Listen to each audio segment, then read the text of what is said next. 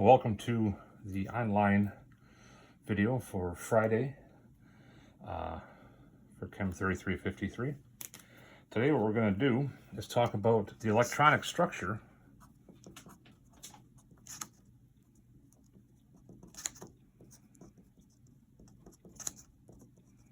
of tetrahedral molecules.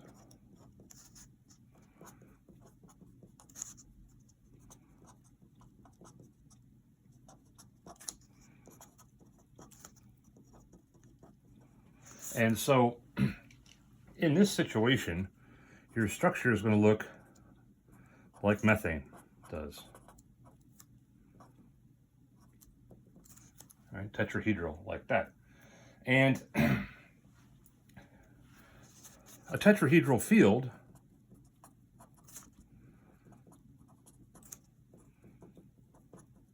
splits the orbitals again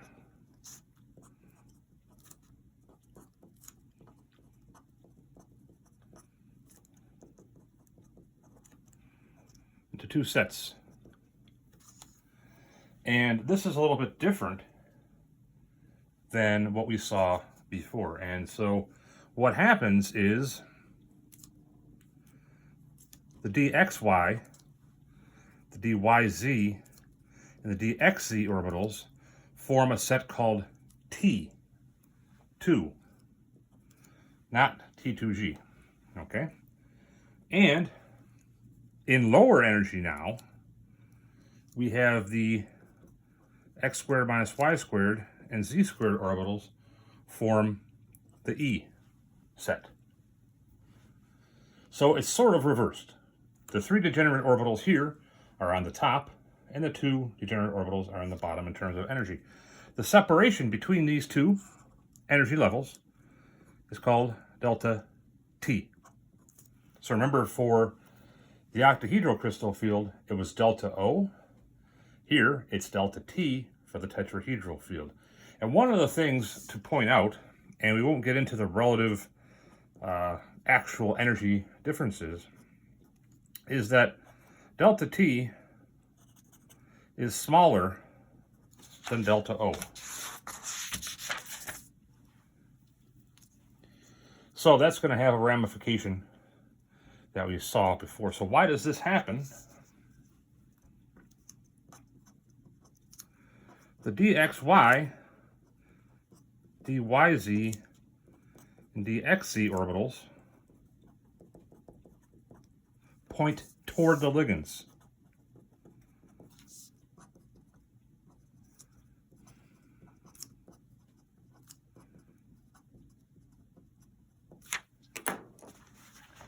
And so as a result, there is this repulsive interaction where these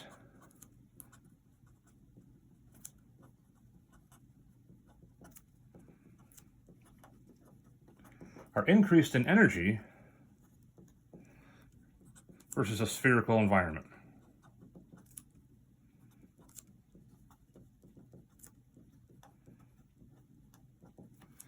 And so the spherical environment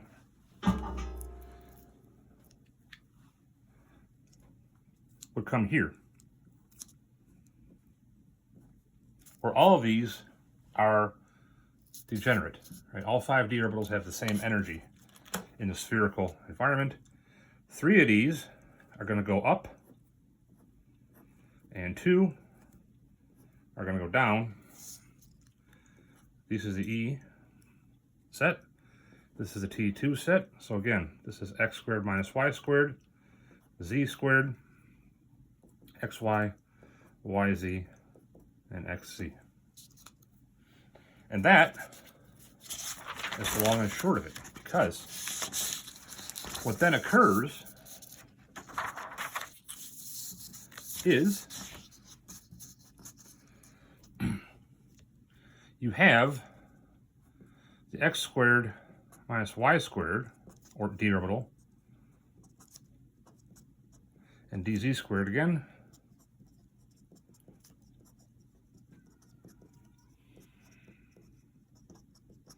don't point directly at the ligands.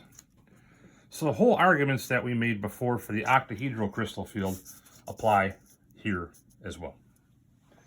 So that's why we get this type of splitting. So what happens is, since delta T is less than delta O,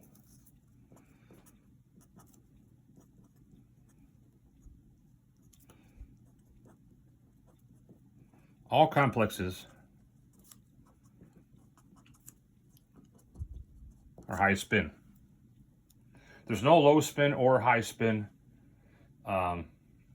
differentiation in here. So, that being the case, if we look at our orbital makeup here, for a D1 complex, right, you're going to put your first electron here in the lower energy set. And again, these are separated by delta T. For a D2 complex,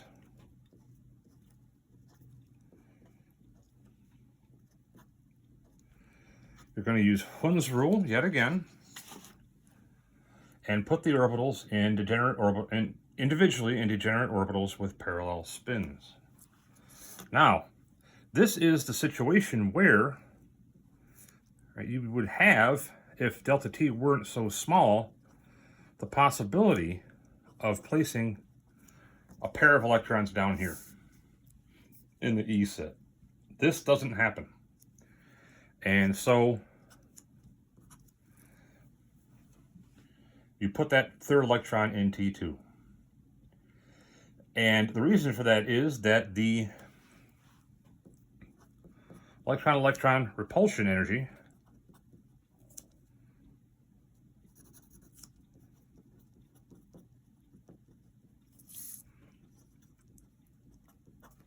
is significantly larger than delta T. And so you're not going to put electrons paired in the E orbital, you're going to put them up in T2. So again, not to beat this to death, but if we continue along, for D4, this is what you're going to get. All right, you're going to have all unpaired electrons. And for D5, likewise, you're going to have 5 unpaired electrons.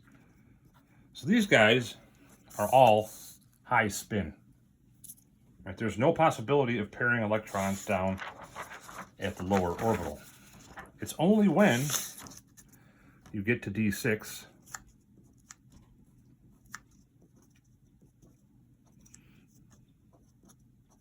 that that's going to occur.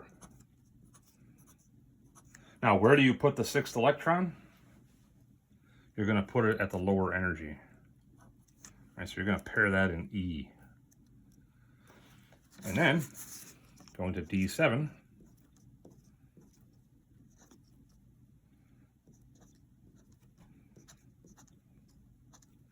there's the first 5, 6, 7. So now, your doubly degenerate set of orbitals is full. Continuing on.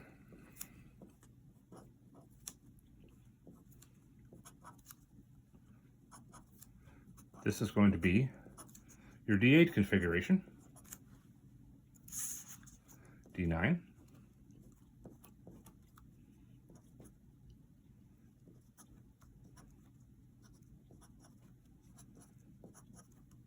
and finally D10, where everything is full.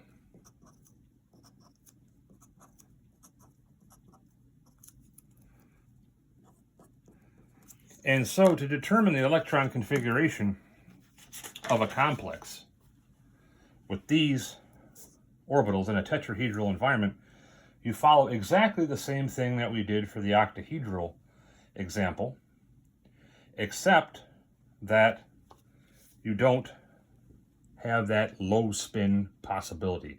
The ligand field, the spectral chemical series, does not exist for this tetrahedral environment. So we can look at just a couple of examples. Here's a classic.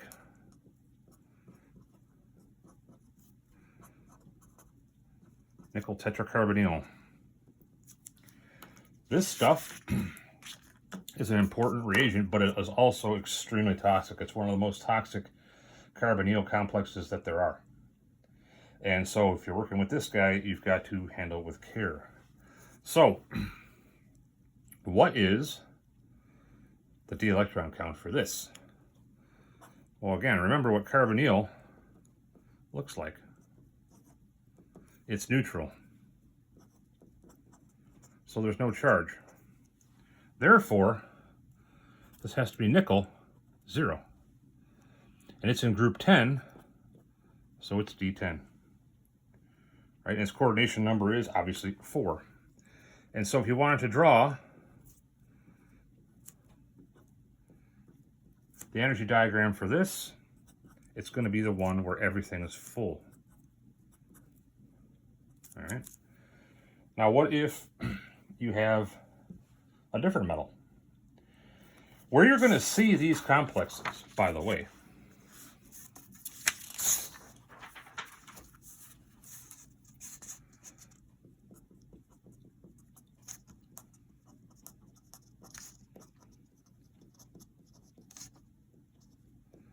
are going to be the first row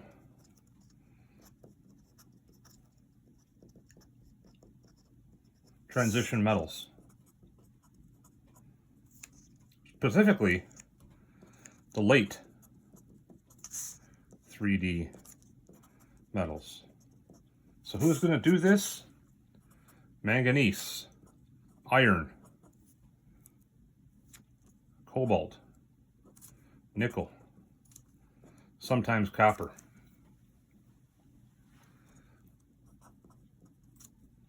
Row 2 and 3,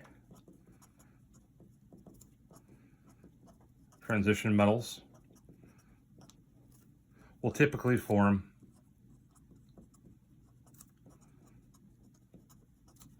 square planar complexes if they're 4 coordinate. So, one more example.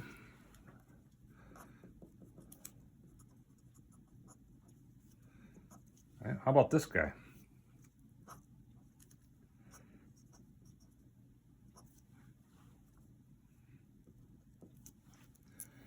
Cobalt tetrabromide 3-. This is going to be tetrahedral. So again,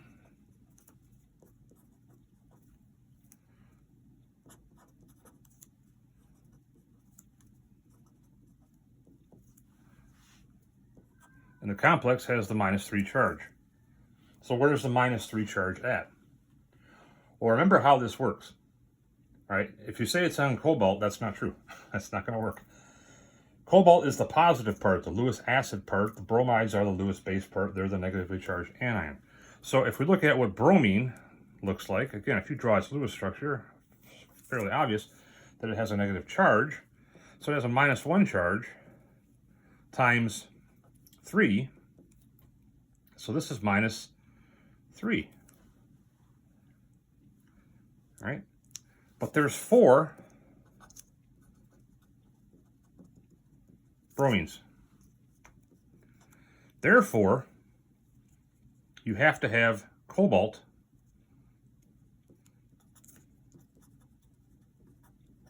balance that out. So this is cobalt 1, which is actually D8. And so it is a tetrahedral complex. And so your orbital makeup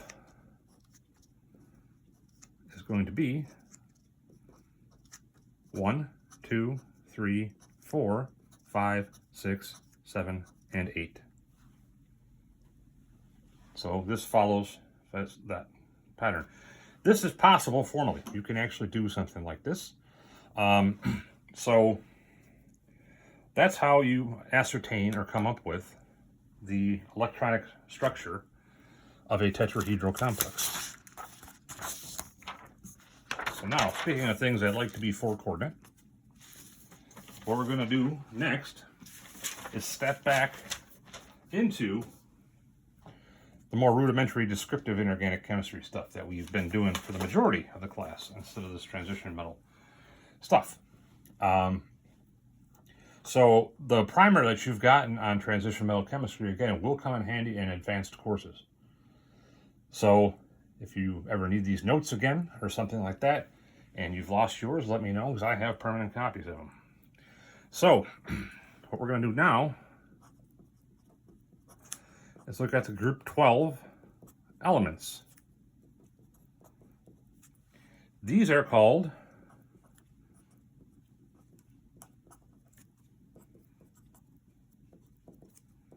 the pseudo-transition metals. Why pseudo? They appear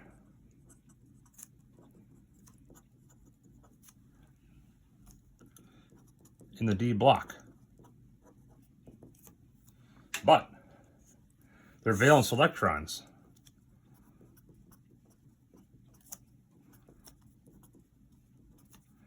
are S electrons. So as a result, these things never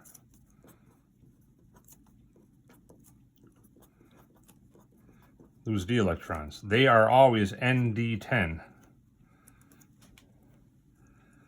and N+1 S2 in their ground state. So the chemistry of these then is not like the transition metals. They're more closely related to the main group elements, specifically group 14. Group 2, group 12, and group 14, in fact, have a lot of parallel chemistry. The most important element in this group is zinc. We use that all the time, as you'll see, but the other elements are also kind of important. So what are some of the differences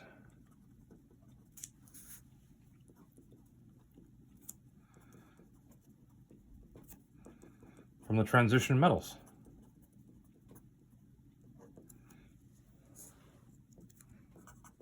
The melting points of these things. Transition metals melt pretty high. So our group is zinc, cadmium, and mercury.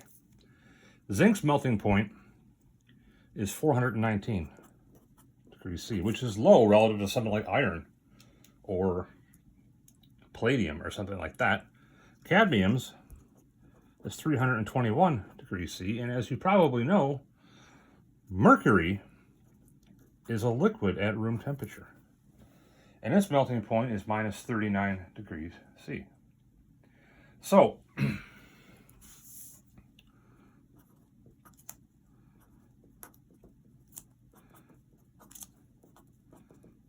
why is this a liquid?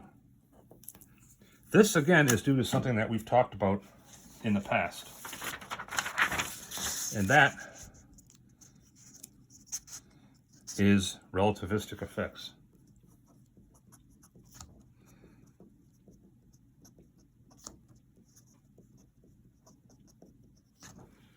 The same thing is true why gold can become +3. In this particular part of the periodic table, your valence electrons are really far from the nucleus. Again, they have to be moving really fast near the speed of light. That imparts relativistic effects. And here, this is due also to the full 4f orbital in Mercury, which is not present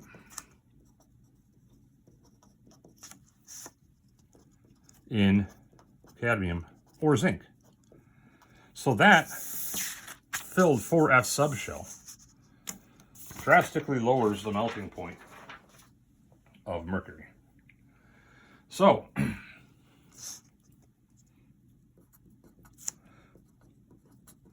all three of these elements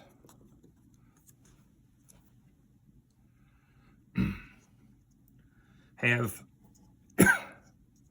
full and minus 1d subshells. And again, these d electrons are not valence electrons. The common oxidation state, and you've probably memorized this at one point,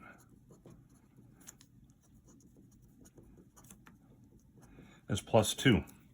They'll lose their 2s valence electrons that they have, and for example, in zinc, the 4s shell, to form a +2 cation. So we have zinc 2+, and cadmium 2+, and mercury 2+. All of these are common.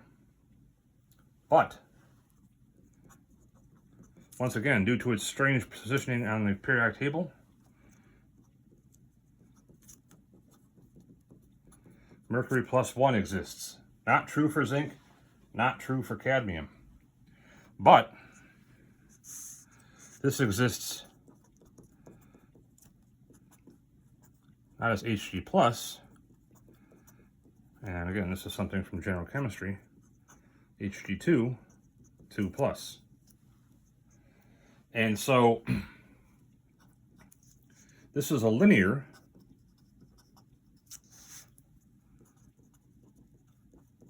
pair of atoms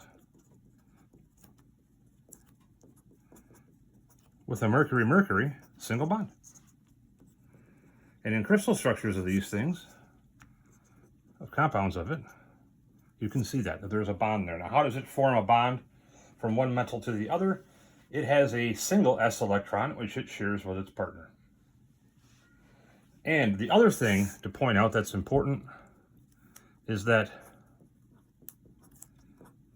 group 12 compounds are not ionic. They are covalent, which differs, again, from the transition metals themselves. So, let's look at the elements in turn, like we've been doing in the past.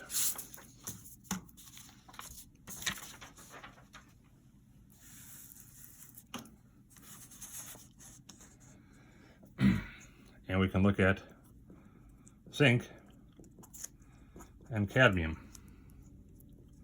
Both of these guys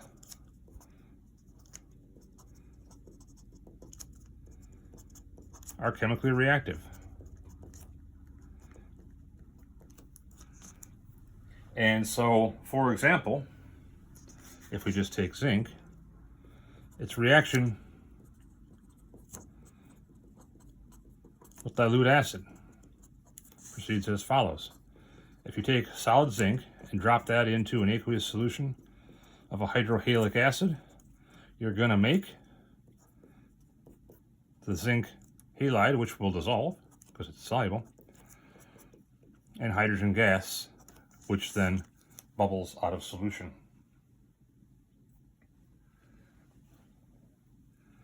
If we take some cadmium and add that to, let's say, a halogen, which may be a solid, a liquid, or a gas, depending on which one it is, you get cadmium dihalide out.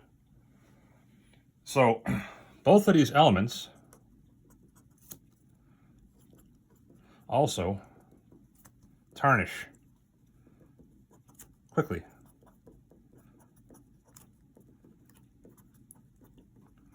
In moist air. And so if you have a nice, shiny, polished up piece of zinc and you expose that to air, or moist air in particular, it'll start to get cloudy looking on the surface. So they are reactive. Now, the big important element out of all these is zinc. And how do we get this out of the ground? Well, we mine it. And in fact, the funny story about this is Oklahoma is involved in this. There is a town in northeastern Oklahoma and a similar town in southeastern Kansas. The town in Oklahoma is called Pitcher, and this is the Tar Creek area, where the city and the surrounding area were so overmined for zinc that buildings started collapsing and things like that. And so basically it has become a ghost town. But the ore that you get out of the ground is typically the sulfide. Zinc is very thiophilic. This is called sphalerite, and it's also known as zinc blende. And so in deposits of this, you will also find things like silver sulfide or lead sulfide. So there is a town, again, in southeast Kansas called Galena. Galena is lead 2 sulfide. And this is typically found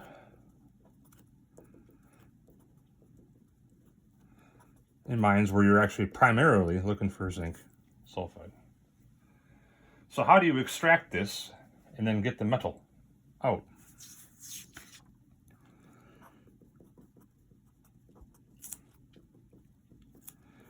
We're going to see here is actually a common practice for sulfide ores.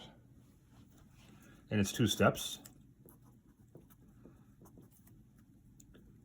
You roast it in air at 800 degrees C. So you can roast coffee, you can also roast zinc.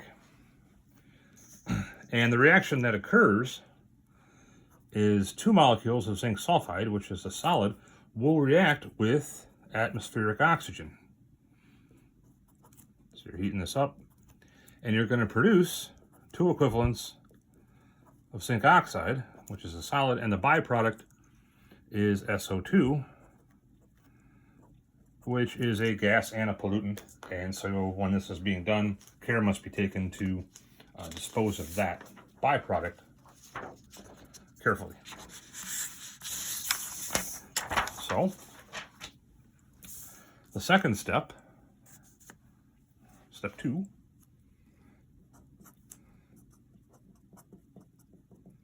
is the reduction of zinc oxide. And the way this is done is one of the 2 ways you can do this. One way to do it is to use hydrogen. That was out of picture there. Second step is reduction of zinc oxide. You can do this with hydrogen gas, but it is more efficient to do it the way that I'm going to show you here, and that is taking zinc oxide and reacting that with coke, which is graphite coal. So the graphite is abundant. You don't have a flammable gas flying around, and you got to heat this to very high temperatures to get it to work. And at the temperature at which this process occurs, your product zinc metal is a gas. And so the way you cool this to get the solid is you spray it with molten lead. And then separation is easy because the zinc stays melted and it floats because lead is really dense on the molten lead. The whole process is actually quite interesting to see. If you visit a plant or something, or you could, I'm sure, find this on YouTube. Watching them do this is quite cool. So, why is zinc so popular?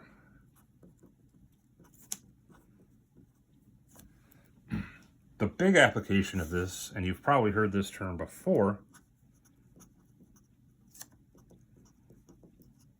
it's called galvanizing.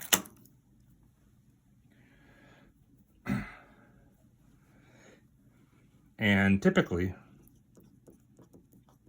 you do this with iron, and it prevents corrosion of iron. It stops iron from rusting. Iron rusts pretty easily. And so the way you do this is you do it electrochemically. And the process is called zinc plating. Why does this work? The iron is protected because the zinc is preferentially oxidized.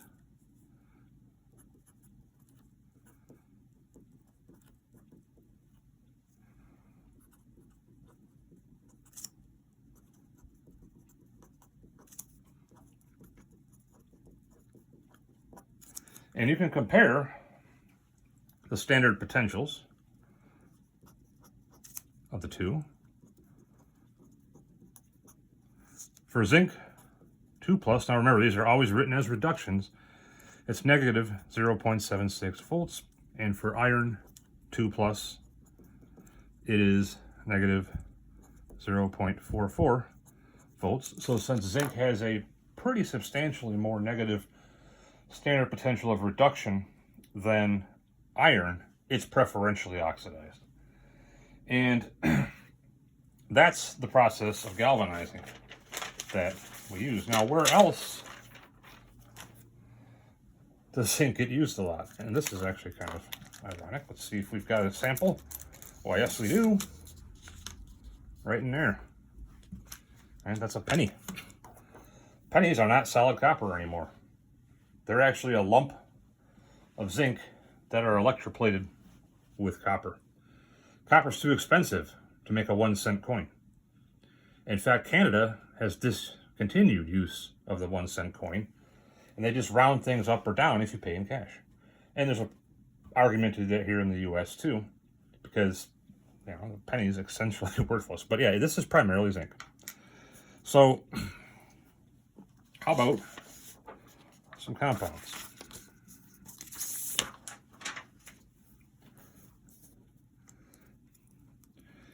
You probably, again, from Gen Chem, remember that most of these things are soluble. Right? And by soluble, what we mean? Dissolves in water. And in water, this might look familiar. Zinc 2+ is the octahedral hexahydrate, just like aluminum, which is aluminum 3, not 2, but still.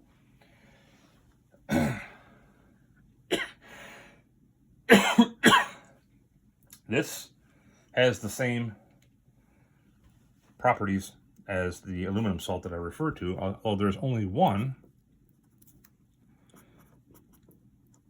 proton dissociation. So in water, the following thing happens. We're going to have an equilibrium where you're going to form H3O+, and the zinc water hydroxide complex, except this thing is tetrahedral. And as a result, you're going to release 2 waters, too. So let's put the states down for completeness. There is no second proton distribution, and the Ka on this guy is 2.5 times 10 to the negative 10th. So it's not as acidic as aluminum, but it still is acidic. And again, paralleling aluminum, if you have this hydrated zinc species in solution and you add to it 2 equivalents of aqueous hydroxide, let's say this is sodium hydroxide or potassium hydroxide. So again, that's the base. What you'll do is precipitate out zinc hydroxide. And that is a gelatinous solid, just like aluminum hydroxide is. Like aluminum, yet again, if you add to this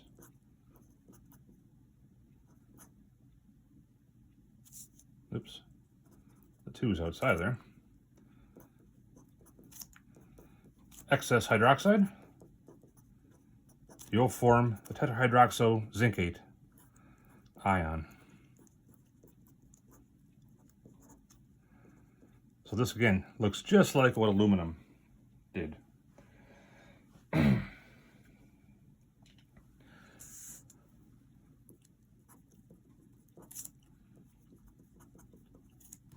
Zinc salts, when you have them as a solid, are typically hydrated.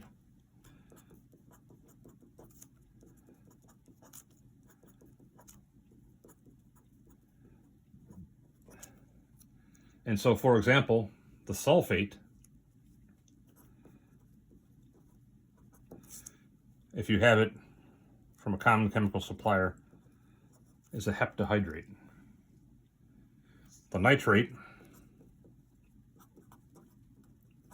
is a hexahydrate. So they tend to have numerous waters of hydration associated with them. And again, that's due to the high charge density in the zinc.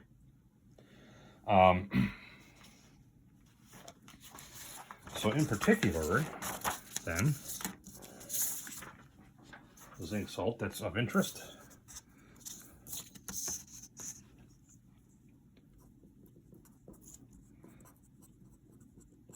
zinc chloride. This will come typically as a hydrate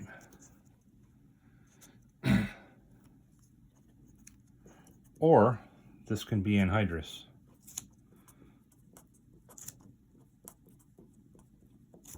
That means there's no water or hydration there. It's just the zinc and the 2 chlorides in there. It is deliquescent. So remember what that means. If you have a pile of zinc chloride on the bench top and it's a humid day, that zinc chloride will take so much water out of the atmosphere that it will form an aqueous solution of itself. So in the place of the pile of powder, you would have a puddle of water. That's a solution of zinc chloride. And it is very, not too surprisingly here, water soluble.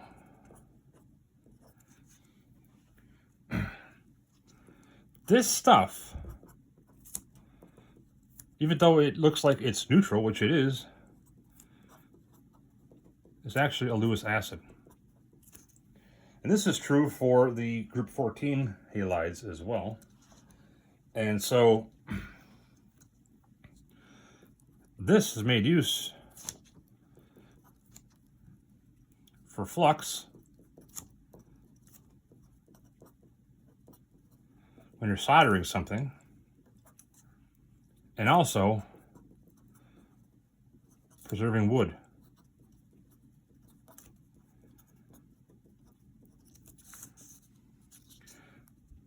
So the zinc chloride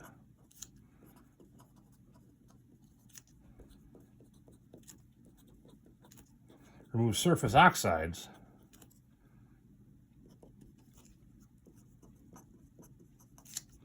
in soldering. In order to get 2 pieces of metal to join and have that be pretty much permanent, then you have to have that surface oxide removed, and zinc does the job. So it actually binds the surface oxides that are present. If you treat timber with this, the zinc chloride binds to cellulose, which is the polymeric material that makes up wood.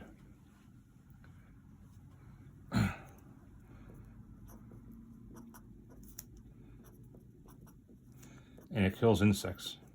So it's an anti-insect preservative.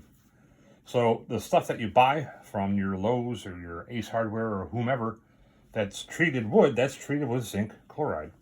And that's so ants and termites and things like that don't eat your lumber and then your fence falls down or what have you. The oxide also is important. And you can make this or synthesize this by two ways. The first is to take zinc metal and react it directly with oxygen. Need some heat to get the job done. That'll give you 2 zinc oxides. Or you can take zinc carbonate and heat that. That'll kick out CO2. Again, this stuff's a solid, and give you zinc oxide. So kind of like baking soda. You expel CO2 from that. This compound is interesting from a fundamental stance because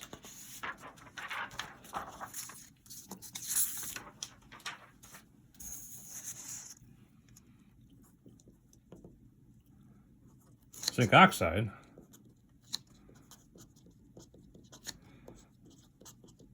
is a white solid. That's not the interesting point. It turns yellow.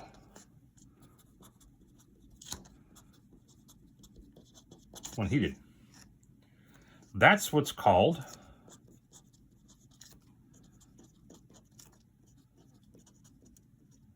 thermochromism. Changing color with changing temperature. How does this happen? When you heat it.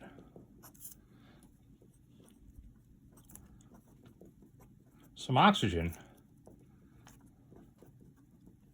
comes out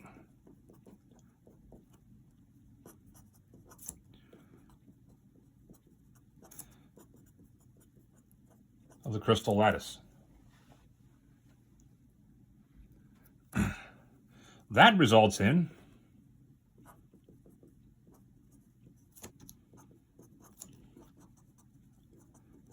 some excess positive charge. All right, so if you're taking away the oxygen, which is the negative part, you're leaving positive holes, if you will. And so what you get is zinc 1 plus X, O, where X is not very much. It's only about 70 parts per million. What gives rise to the color is, since we now have excess or supernumerary zinc 2 plus ions, what these do is they produce lattice defects. And in these defects are trapped electrons.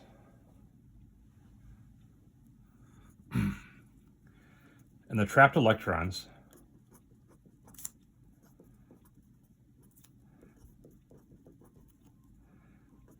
are excited by visible light. And so that gives you, when they emit, their color. If you cool it down,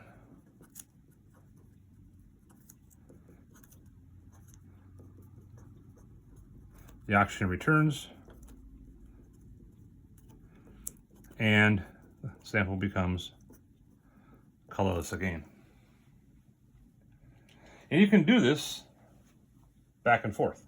So you can heat it up, turn it yellow, it'll turn white, and you can keep doing these things. Some of the uses of this stuff, a main one is a white pigment. It's also used as a filler in synthetic rubber to strengthen it.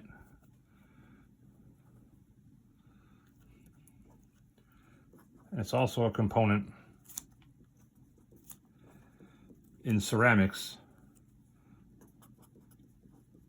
for glazes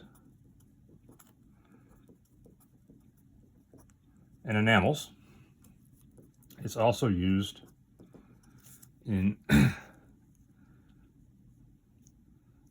antiseptic ointments as a white pigment. So those are two compounds of zinc that are relatively useful. So we will stop there for today, and we'll pick up in person on Monday with cadmium sulfide and then look at some mercury compounds too. So have a nice weekend, and don't forget the next homework is due 1 week from tomorrow. So sorry, from today, from Friday.